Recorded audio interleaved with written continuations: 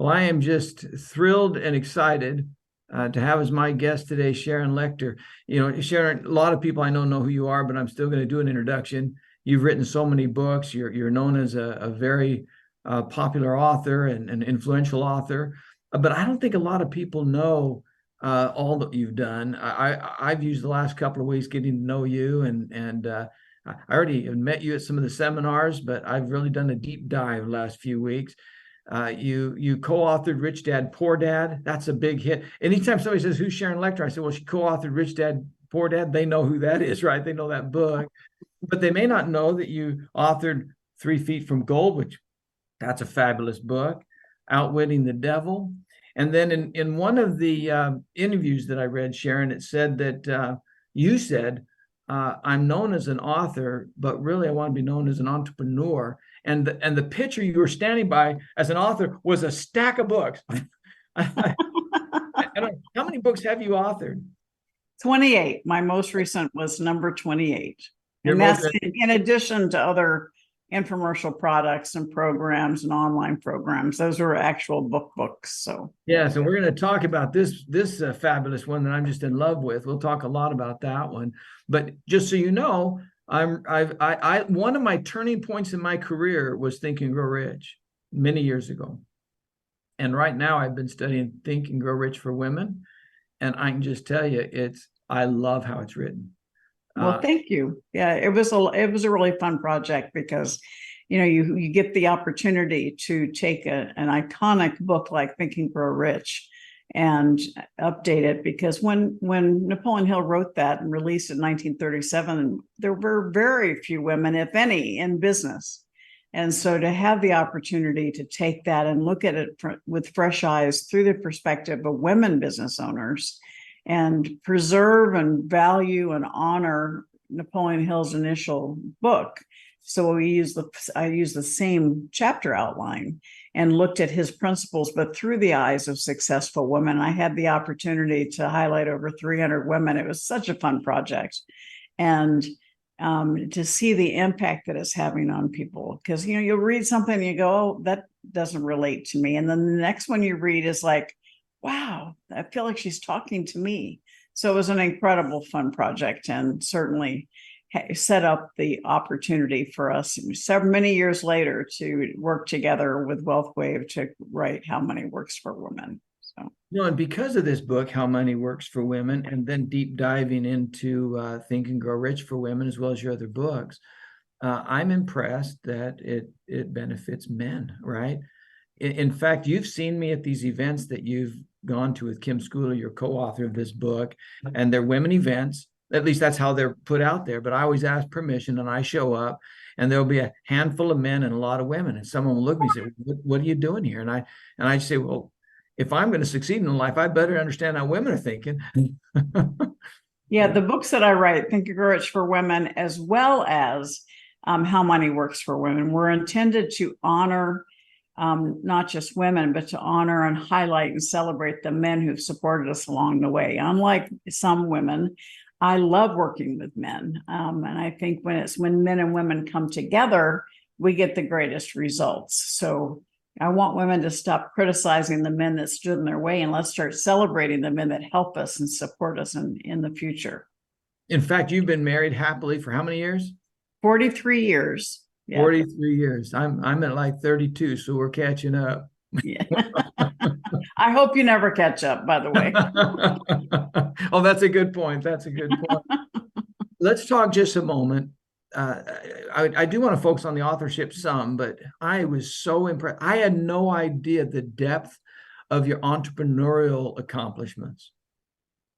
People don't know that you were really the driving force behind Rich Dad Poor Dad, and how that came about, and the ideas from you and your husband together, and Robert Kiyosaki together. But talk a little bit about how that came to be. Well, certainly.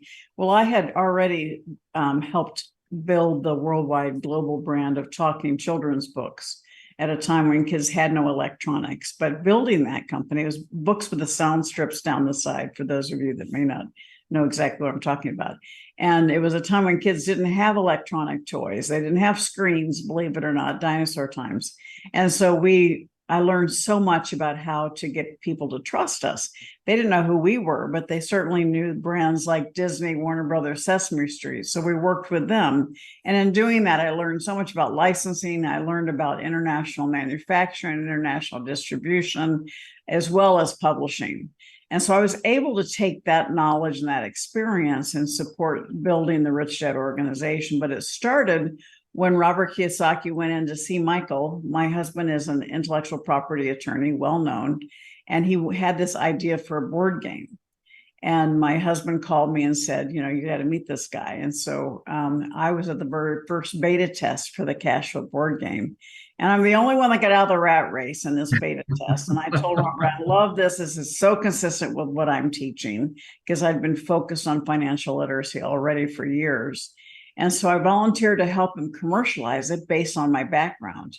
And during that process, he told me he wanted to charge $200 for the board game back then. I said, that's kind of pricey. Maybe you should write a brochure to explain your philosophy behind the board game. And that's when he asked me to be his partner. And that brochure was Rich Dad, Poor Dad. Most people don't understand that. We never expected Rich Dad, Poor Dad to take on a life of its own. It was supposed to be a selling tool for the game.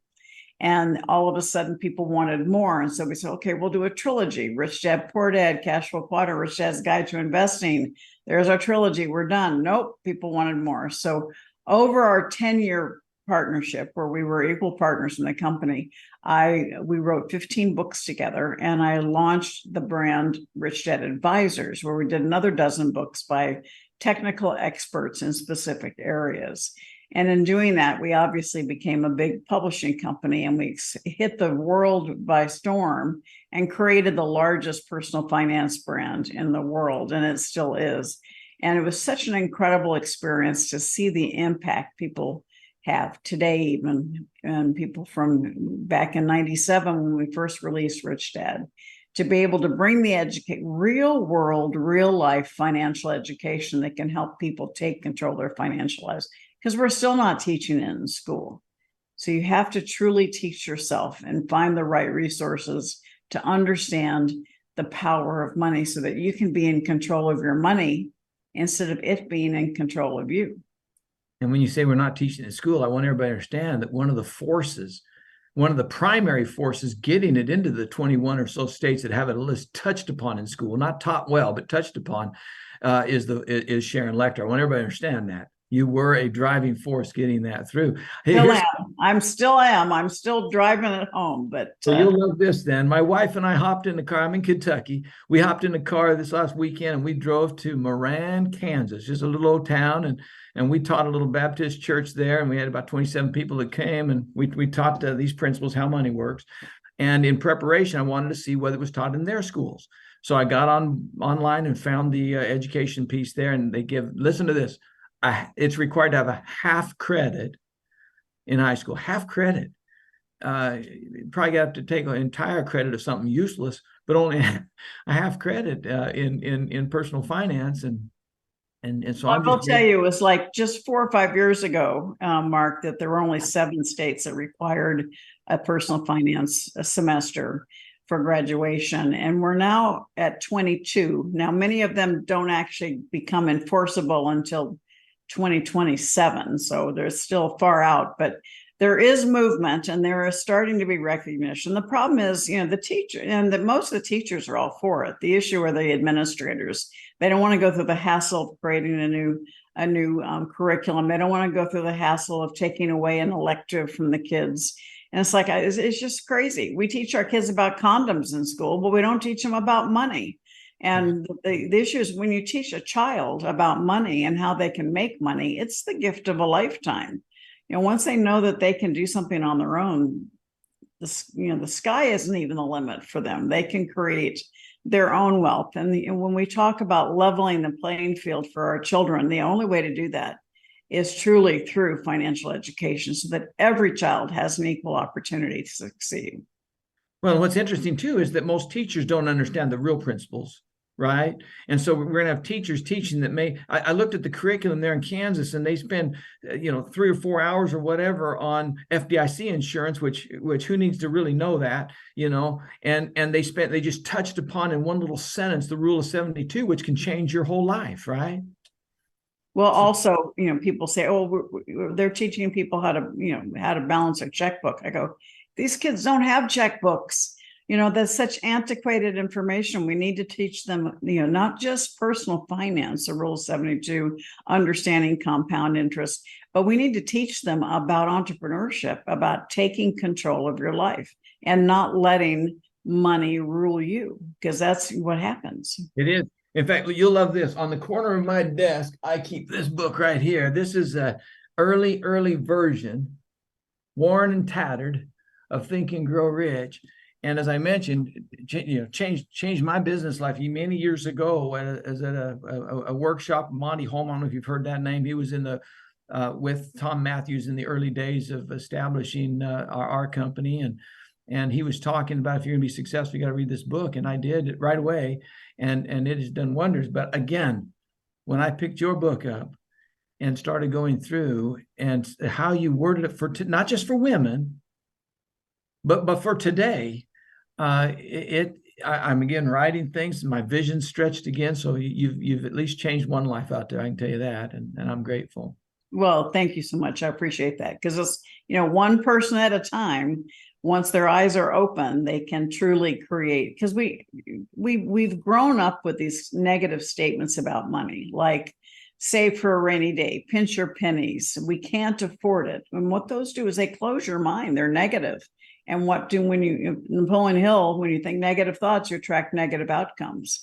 And so my whole goal in life is to get people to recognize that scarcity mindset is controlling them. It's their subconscious mind. And once you recognize it, you can start releasing it and realize that we live in a world of abundance.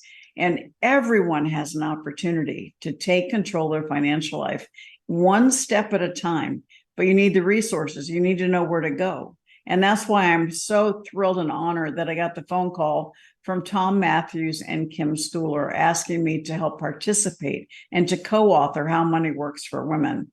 And it's such an incredible book. I'm so proud of it, because it truly takes women from every decade of life, from 19 to 86, and talks about the financial issues they face based on so many different occurrences: having a special needs child, having a 30-year marriage that falls apart and being left with no credit, having a spouse pass away, starting a business, having a wedding, planning for college expenses, all those things that people are impacted with, and they need to understand how to claim Social Security.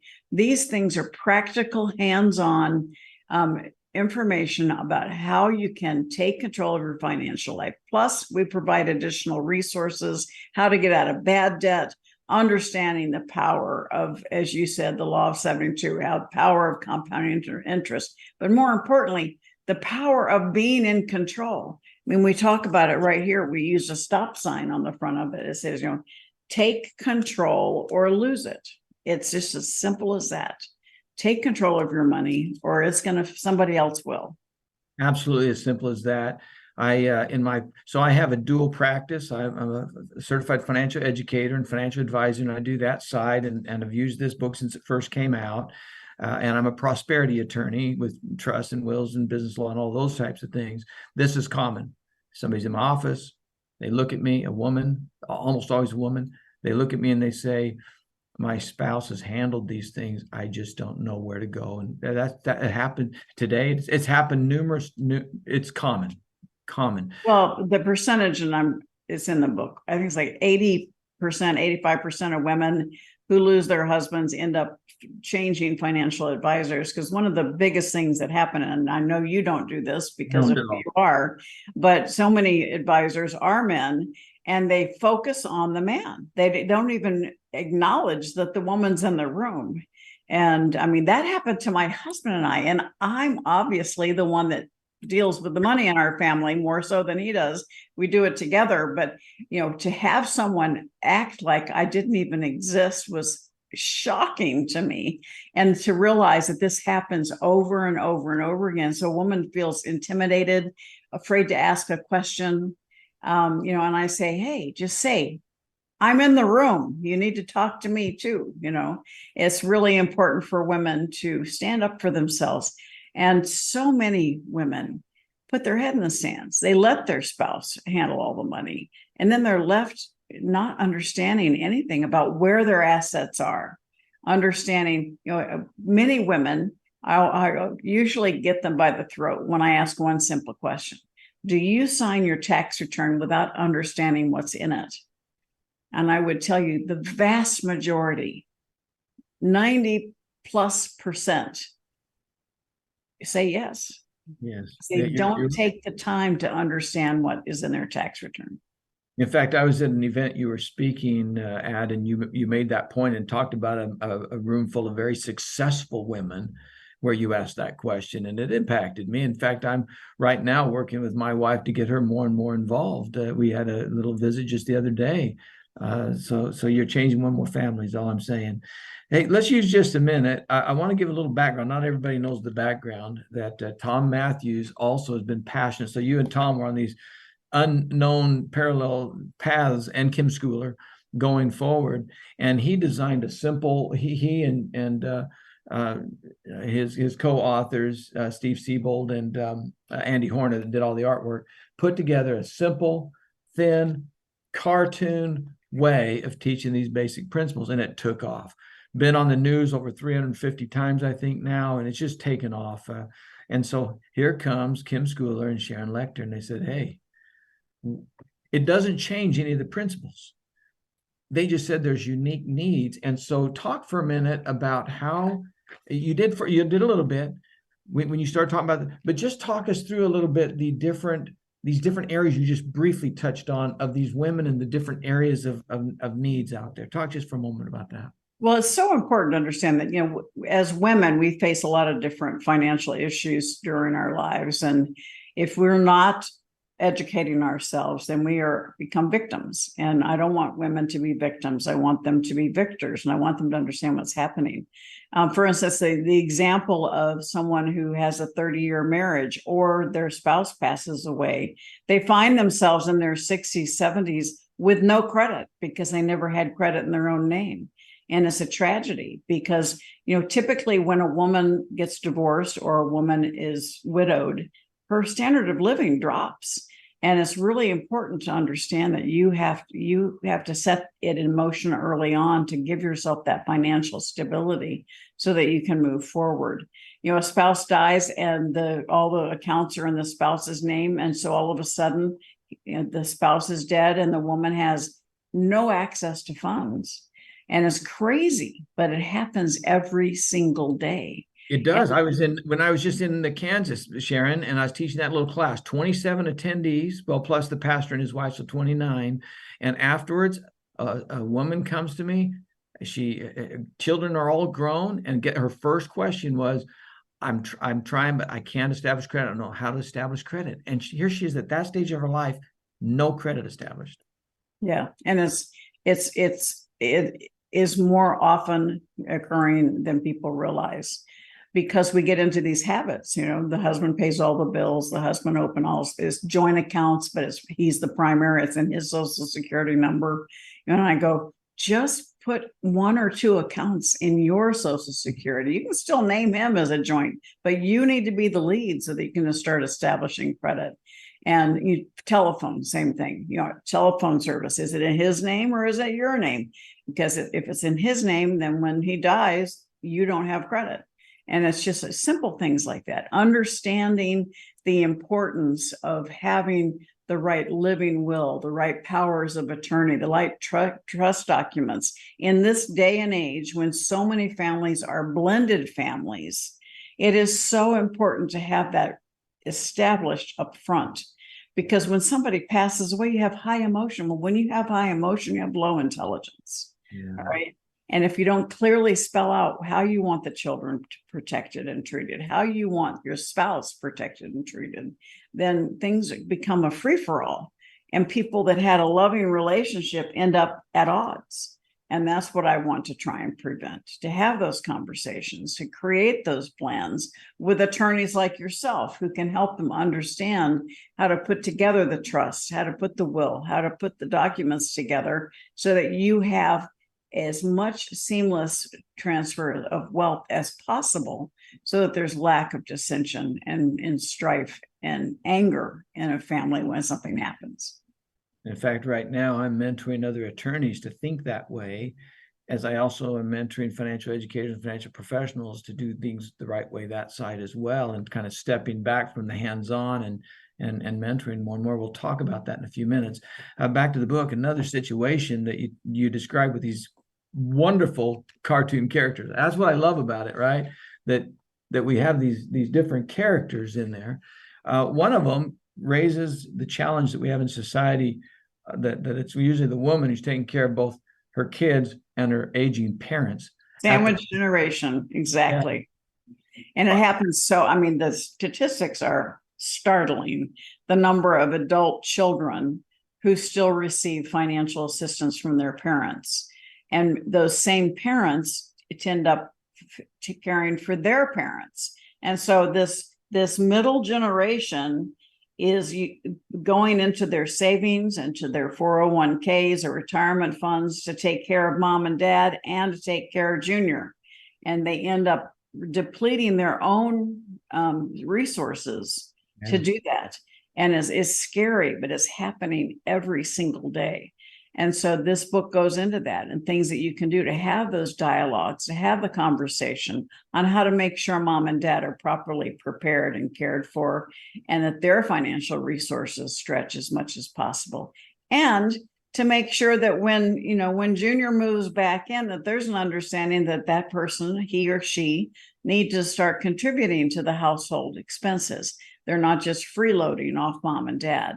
Those are things that, and what happens is when you don't establish those boundaries, that's the word I want to use right now, boundaries of love, because if you don't establish them, it turns into expectation that could potentially lead to abuse of you as a financial provider, and that destroys the family.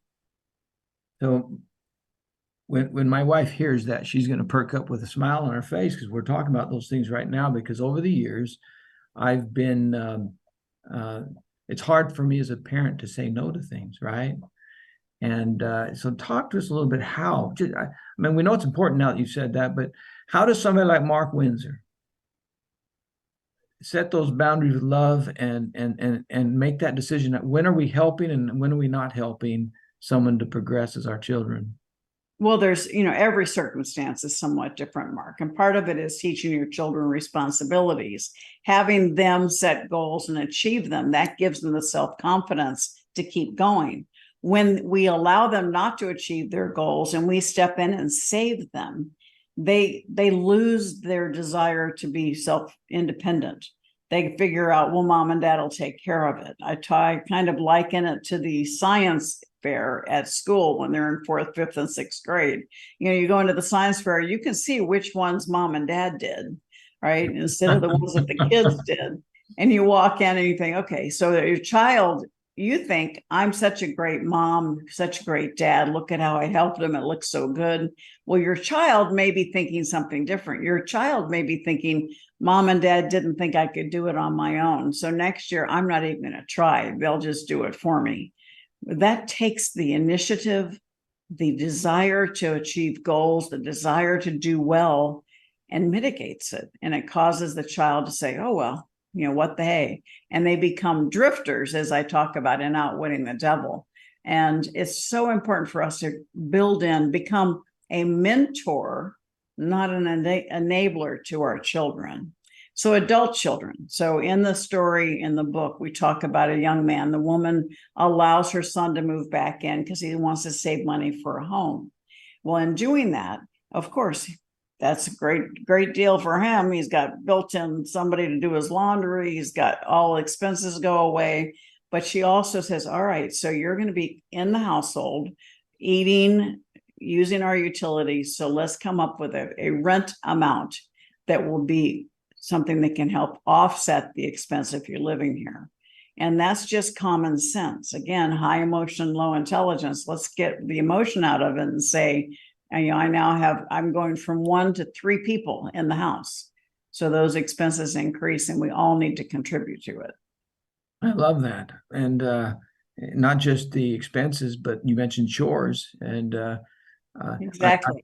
I am one of those rare husbands that I do help with dishes and all those types of things. I don't expect that to be a woman's deal. That's a spouse deal right there. Now, I do change diapers, but I got to admit, if there's anything in there more than just a little bit of wetness, I do call for help. I've graduated from that in my mind, and I'm calling help on those types of things. Another in the book that people don't think about is preparing your young children, and both the $1 million baby concept, where we teach them, or we set aside savings for our baby, or we teach them to save, but also teaching your children when they're really, really young, these principles you're talking about. Can you address that for a minute? Oh, absolutely. Well, kind of as an extension of what we've just been talking about, people always ask me about my philosophy for allowance. And I go, I'm not going to give you specific parenting advice, but from my perspective, there's different levels. So a child brushing their teeth or making their bed, that's called personal responsibility. They should not be paid to do that. And then, as you said, doing the dishes or vacuuming the living room once a week, that's called family responsibility. That's part of living in a family, and that shouldn't be paid. Taking your neighbor's garbage to the street, who's an elderly woman, that's a community service, right? But when you get into allowances, maybe they're a full-time student and full-time sports, and they need a little extra support because of the fact that they don't have time to get a job. Or if they have the ability to say, come up with ideas like, Mom, let me clean out the garage. Absolutely. Allow them to have an entrepreneurship mentality instead of an employee mentality. On Friday, they come, they put their hand down. Where's my $20? Right. And that's not good. But when they say, Mom, how about I do this? And, let me see, how can I help you? Thinking of the people that are now billionaires who started out mowing their neighbors' lawns. Okay. They learned early on that they could expand their finances by adding service to more people. And that's the essence of an entrepreneurship. The most successful businesses solve a problem or serve a need. And we have a lot of problems and needs in the world today. And so when you get to the mindset of how can I solve that problem, or how can I serve that need, that becomes a business, and revenue can be attached to that. That opens up so many wonderful things I wanted to talk about. As you know, this How Money Works for Women addresses primarily the problem that women, and they're not alone in this, they don't understand the basics of money, and they don't have the right mindset, as you're talking about yet. And this is a step. However, not a lot of people know that this also represents an entrepreneurial opportunity where we need, listen, I think this is, everybody listening, I think we need women teaching women. I said that over and over again, that as much as I'm out there teaching and I'm trying my hardest to attract other women, because I want women talking to women, not just some old bald dude in their home, right? So how do we help women take that step into entrepreneurship? And then during that, I want you to talk about one of the things you talk about often, and that's the fear that they feel, that fear. Can you talk about that for a little bit? Oh, absolutely. Fear is really almost a lack of knowledge, a lack of awareness. And so we have that fear, we want to hide away, and it's subconscious. It kind of comes back to that scarcity mentality. And when you start learning one step at a time, the first step is to figure out where you are financially. Even if the picture is bleak, you start feeling good that you took that action. You took the step to figure out where you are financially. You can't set a plan if you don't know where you are and where you want to go. And so figure out where you are. Even if it's negative, you can start one step at a time to start making it better. And once you make that first step and improve your situation, you're going to get that confidence to make the second step. And, the statistics prove women tend to be better investors. We tend to do a lot of analysis. We can also get into analysis paralysis. But investing clubs of women tend to outperform investing clubs of men. And they take it very seriously, and they take the responsibility of coming together, collectively learning together, and then making those investment decisions. And so too many of us, we hide behind our closed doors in fear of money. And we're not going to change anything as long as we stay in a state of fear.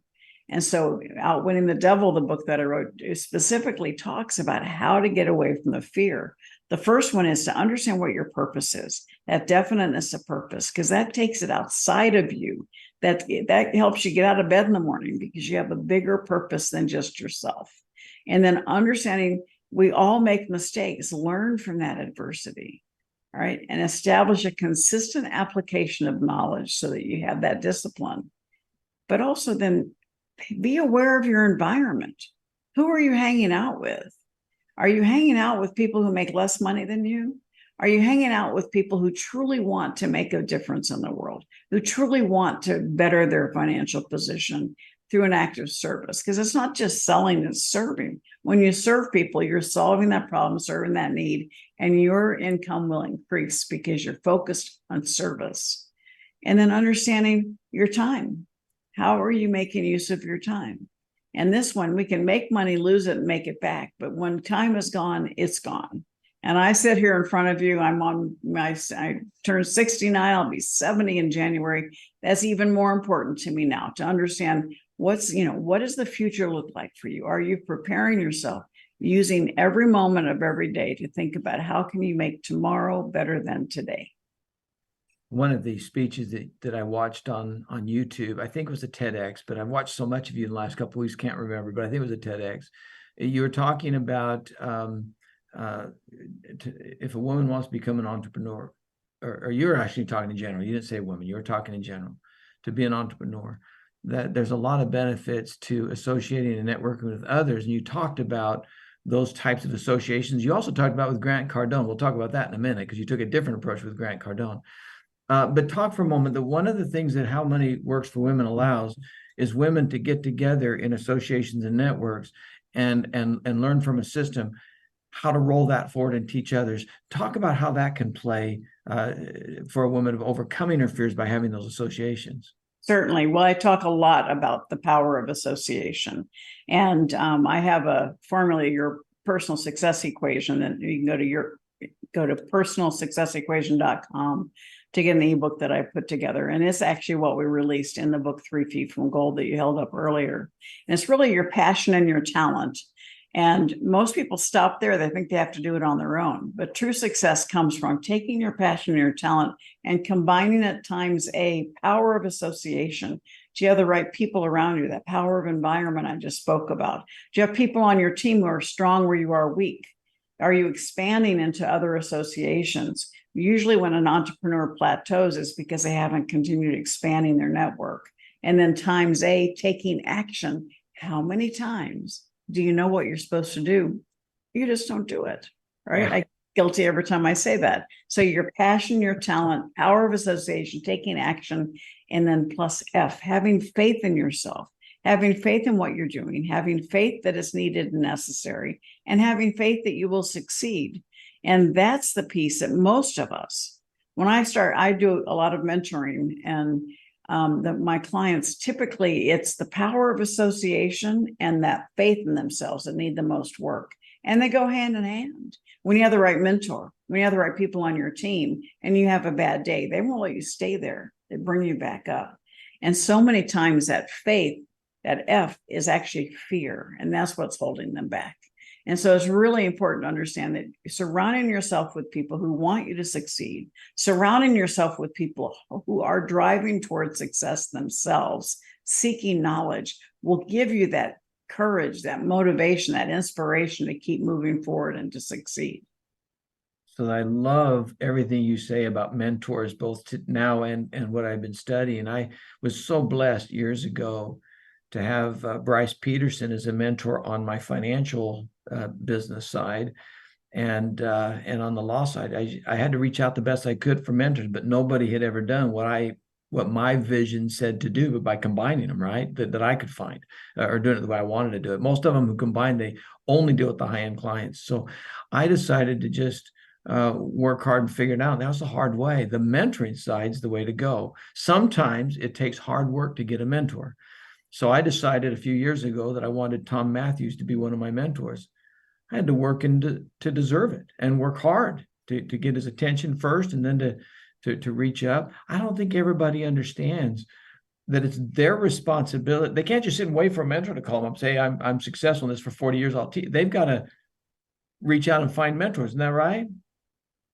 Definitely. You need to, there's a certain thing called reciprocity. We have people, I would love to answer every phone call that comes in and share my knowledge, but there are people out there that, understand the value that I bring to the table, and they pay me a lot of money to be their mentor every year.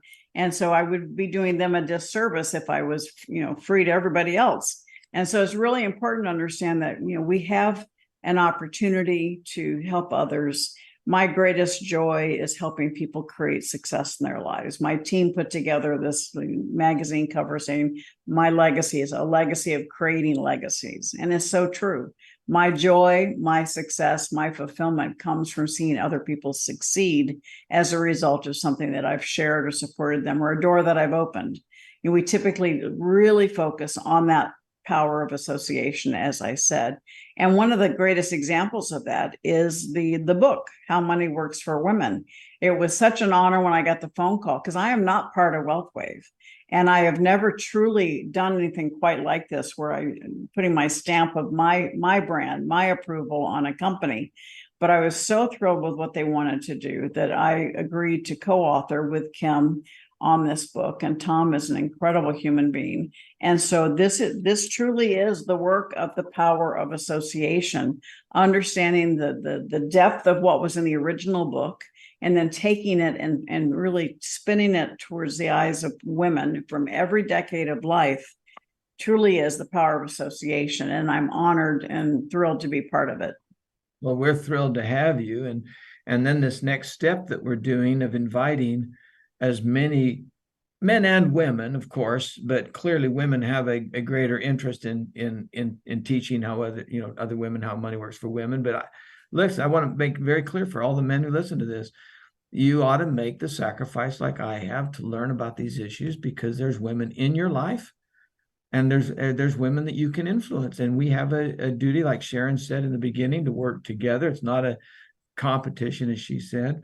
Let's address for a minute this paying the price to get mentorship from another angle.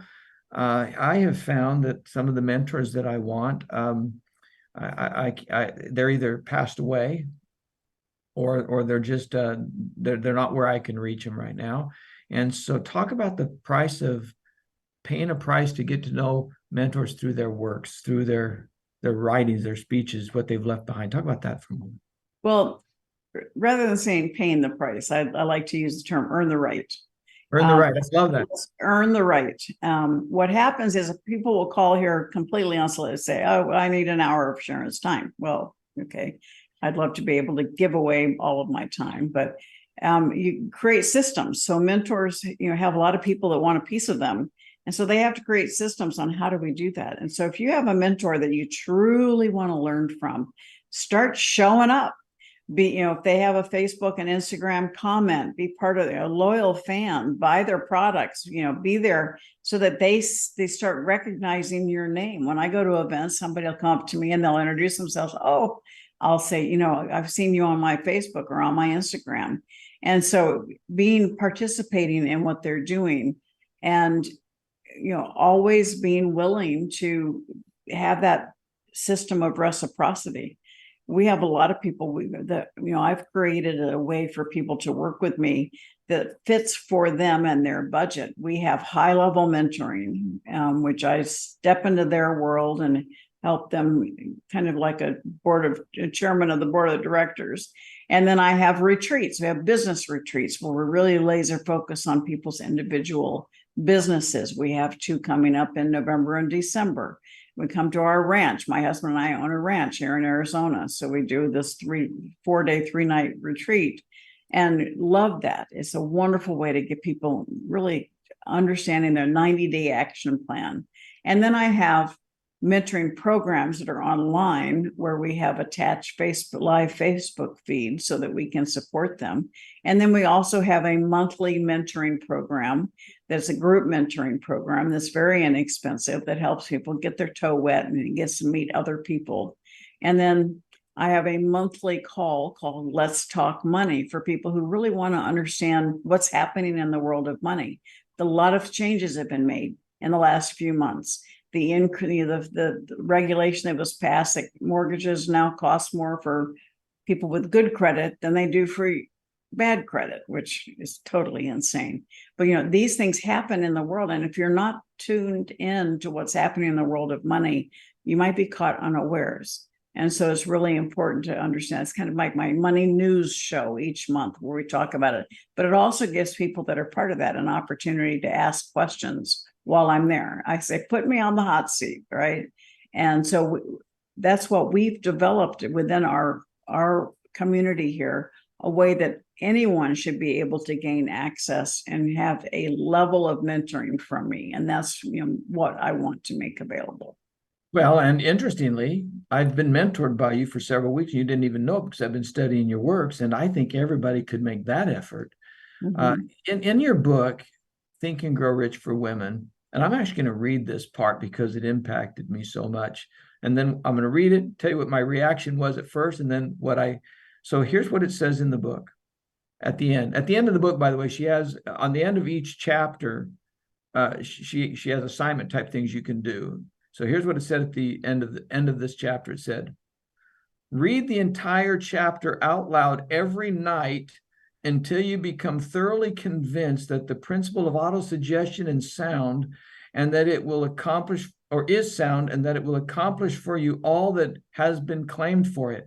And I thought, holy cow, read an entire chapter every night. And then it caught me. Then it hit me. If a person would make that kind of commitment, it could change their life. And then all of a sudden, in hindsight, that's a small commitment for the change. Yeah, I've actually taken it a step further, Mark, because of when COVID, you've probably heard me say this, when I get mad about something, I start a new company. So when COVID started, I was like overwhelmed with all the negativity. I couldn't stand it. And so I launched a program called Daily ATM, which is a take on, bank ATM, but it's a daily message from me related to abundance, tips on mentorship. All right. So every single day I do this broadcast. And at the end of each one, I say, I want you to say it with me. I am fabulous. So I make them say it with me. I am fabulous. And then I say, yes, you are.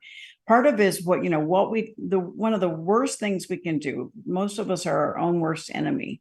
We're critical of ourselves. I'm the worst. I will tell you, I'm the worst. We're not good enough. That was okay, but not good enough. I want perfection, not good. And so we have to really start realizing that we are holding ourselves back and understand that God made you to be the best version of you, not me, not Mark, not someone else. And so you have every opportunity to stand in your own power, to create the beautiful future that you deserve. But you have to let go of the negativity. You have to let go of the self-judgment and start taking control of what you're doing with your mind, with the people you hang out with. What are you reading? What are you listening to?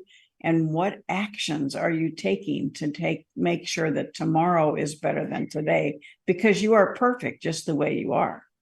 But you have every opportunity to create a life of perfection for your family, a life of comfort, a life of abundance. The tools are there. The tools are in the book, How Money Works for Women, to really create a better and more abundant life. So it is interesting over the years how a few little habits have made such a difference in my life. Every morning while I'm getting ready, and I don't even remember I started this habit so many years ago, I have something playing on YouTube or something that is educational, uplifting, and making me a better person every morning without fail. And every night before we go to bed, my wife and I, we read scriptures and talk about Christ together and those kinds of things. And I read my my affirmations, and I call them resolutions, not goals, because that is greater commitment for me, morning and night. And I just have those habits down. If people could understand that we're not talking about changing the world today, we're talking about starting with little habits, getting those ingrained into your action, like you said, and changing their life. So I guess the question that I have is, how do we as mentors now, right? So I've got this team that I'm both men and women who I'm training to teach others how money works, and use your fabulous book there. How do we help them establish? Because I talk about it, but how do we help them really establish these habits, think better about themselves, and move forward like you're talking about? Give me some specifics. Well, it's about consistency. It's about communication. It's about application.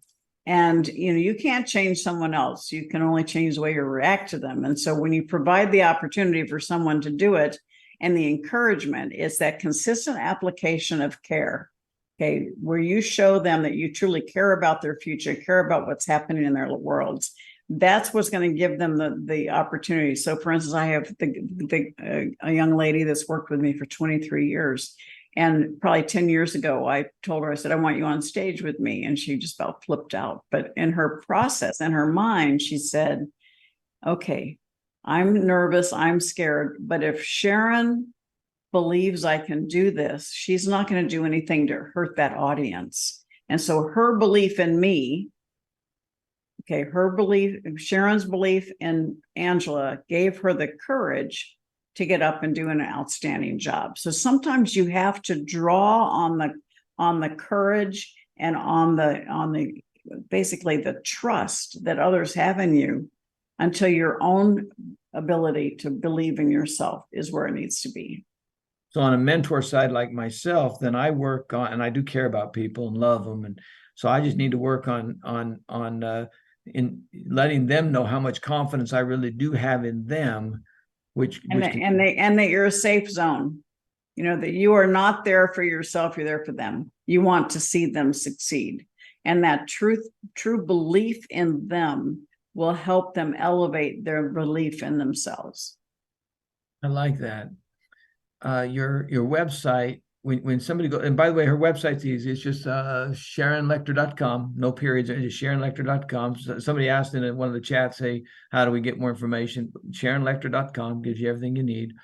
When you log on there, the first thing you see, it says join the Play Big movement. It's on my other screen here, but be number one in your field, live your legacy, and create your maximum impact.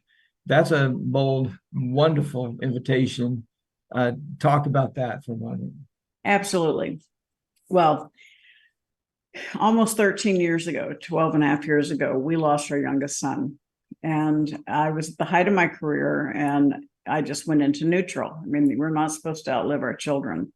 And so for a couple of years, I was I was numb. And I'm sure people right now that are watching and listening have had something else happen in their lives like that, whether they lost a loved one, whether they had an illness, a death, a divorce, financial setback, and you enter into a life of numbness. And I realized, I thought about retiring. I got a lot of pushback from family and friends. And I even heard my son in my ear saying, get over it, Mom, there's more for you to do. And it jostled me a little bit in the fact that I realized, I had a choice to make. I could stay numb, or I could step out of that numbness and start doing what I felt that I was meant to do. And when I made that decision to play big again, because I'd always played big, I told you, Disney, Warner Brothers, I've always played a bigger game, but I started playing small. And when I made that decision to play big again, I said, I don't want to do it alone. So I launched the Facebook group, Play Big Movement Facebook, and it's a private group for anyone who wants to be number one in their field, wants to live their legacy, wants to create maximum impact. And by doing that, I could share the things that I was doing. Because what happens is when we're in numb, we're looking down. It's like we have blinders. We don't see opportunities that are right in front of us. And as soon as I opened my eyes and said, I'm gonna get back into the game, I'm gonna play a bigger game, I had so many things come to me. I had several incredible opportunities to speak on main stages with Susie Orman. I had the opportunity. I was highlighted as one of the 13 world's greatest motivators through the television series. Those things wouldn't have happened if I had still been in numb, Right. had my head down. And so that's the kind of thing I want people to understand is you have every opportunity, but don't be your own worst enemy by staying in grief and pain and numbness. Allow yourself to say, okay, that happened. How can I understand that I can't go back? I can't change it, but I can say, I will never, ever lose the pain of losing a child, but that doesn't stop me from being of service. And in fact, Mark, that's what moved me into one-on-one mentoring. My mentoring clients, a lot of them call me Mama Lechter, but that helped me fill a little bit of that hole in the fact that I could support other people in creating the best life forward possible. And so you get great value is returned to you when you give great value. And that's what I want people to understand, both seeking a mentor. You want a mentor who's been where you want to go, a mentor who has established success, a mentor who's willing to step into your world, not just sell you theirs, right? And there's a difference between a mentor and a coach. A coach kind of keeps you honest on a predetermined path, right? I'm not a good coach because I'm not the accountability partner, but I'm a great mentor. I know how to open doors for you. I know how to steer you around pitfalls and accelerate your success. So understand what you want to do and who is best suited to support you in achieving what you deserve. To build on that. So in my life, in my company, Wealth Wave, and I say mine, I'm in that group, but I'm certainly not one of the top leaders, but I sought out, I was blessed to have Bryce Peterson in my life. He's been a tremendous mentor, multi-million-dollar per year earner, and he's been in the industry for over 40 years. And then Tom Matthews, somebody just needs to look into him a little bit to know that what a blessing to have him. That overlapping. So what I'm feeling is that I can now take that mentorship and it'll help me mentor then that group that I'm. And to me, I call overlapping leaders. It can just roll downhill. And what impresses me, and I don't know if everyone listening will understand what Sharon just said, but I want to report to you that all the research I've done on you and everything I've listened about you, your success, and you're so driven for success for outward purposes, for other people purposes, I want to bless lives. You said, when I get angry, I start a company. Well, when you get angry, you get states to part education schools, right? That's right. That's right. In fact, you were, as I recall, you were on an advisory committee with, I think, President Bush and President Obama. Am I remembering right? Yes. For these The passionate. very first President Bush appointed me to the first President's Advisory Council on financial literacy, and I served both Bush and Obama in that capacity. And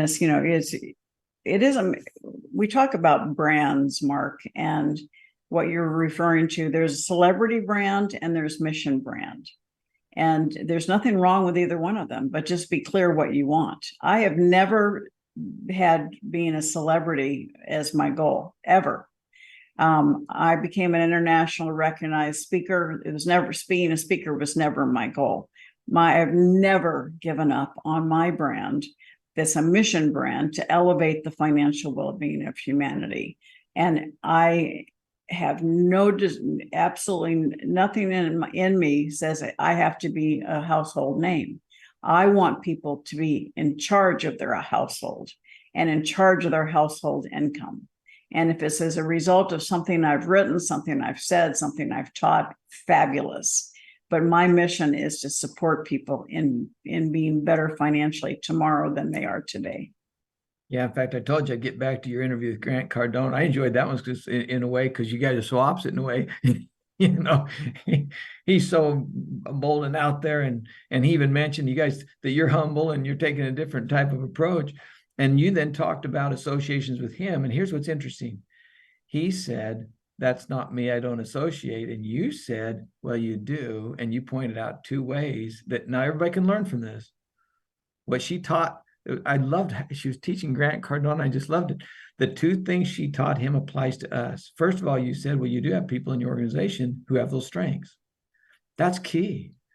And then you said, and you actually do associate with others yourself when you put deals together, et cetera. And it was just a fabulous way to teach him that he didn't think he had that strength, but he was using it already in his businesses. So I appreciated that, going back and forth. And I could see too the difference in personality. And that's one of the things I love about Tom as well is humility. And well, it was funny. Before that specific interview you're talking about, I went into Grant's office, and I had seen him. We knew each other, but we never really had kind of a one-on-one conversation. We'd always been in groups. And so I sat down in his office, and he said, you and I are a lot alike. And I just about fell out of my chair.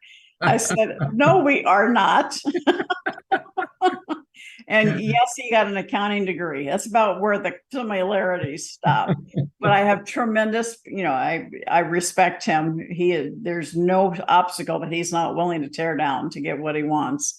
And, he's very much more different than I am from a standpoint. He is a celebrity brand. He wants that celebrity brand, but he also is, bringing people along with him. So I respect him very, very much. But we are very different in our methods. There's, I say this lovingly, there's loud money and there's quiet money. All right. And he has attracted a lot of money in his investments and stuff because he's showing, he opens the kimono and what he's doing is investment things. And he has had incredible success. And I do nothing but applaud him in what he's doing. So. Well, I am so grateful for this time. We need to wrap it up. We have about 5 more minutes that I had planned on ending, just doing about an hour. And we have a lot of, those that have joined us today, but also who will receive this. I'm going to send it out to a lot of people that I know that couldn't join us, but they are entrepreneurs at heart. They do want to take this concept, how money works for women, and bless as many lives as they can.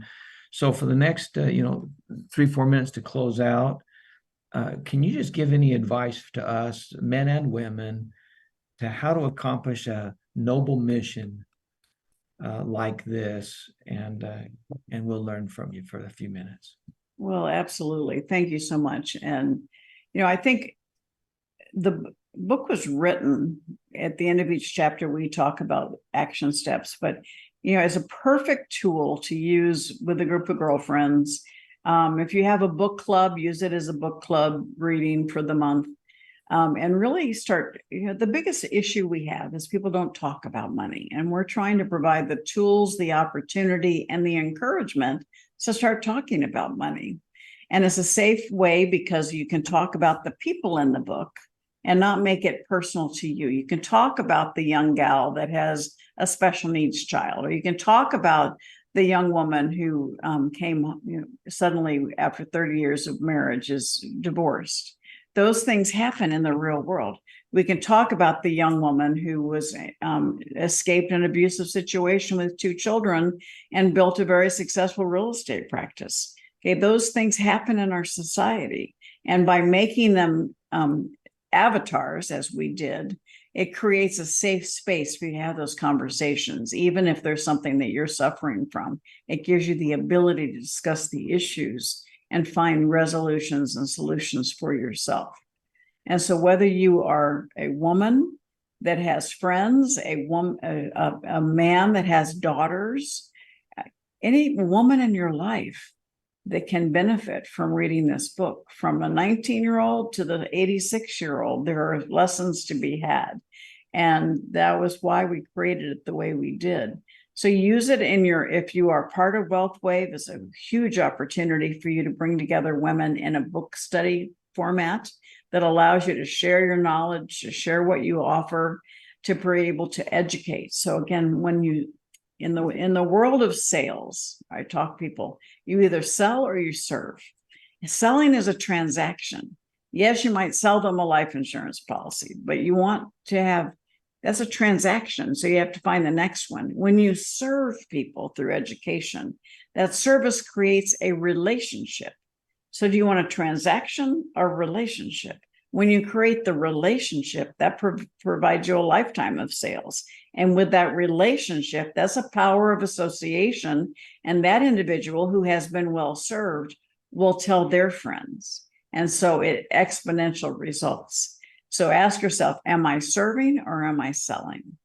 And do I have an opportunity to learn through this book with a group of people that I care about and value?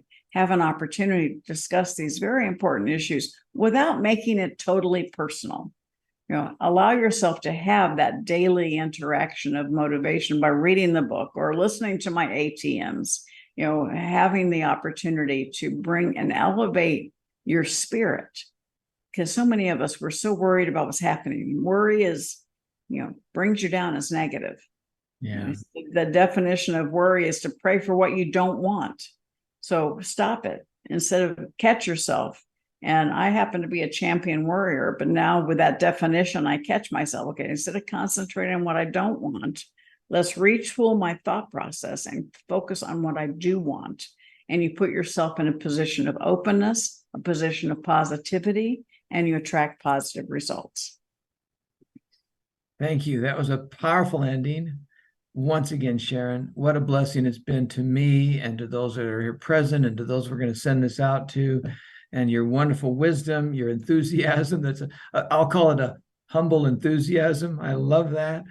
Anybody want more? If anyone wants more information, again, SharonLechter.com, or you can go to my website, howmoneyworks.com/Mark A. Windsor. No D in Windsor, you won't find me.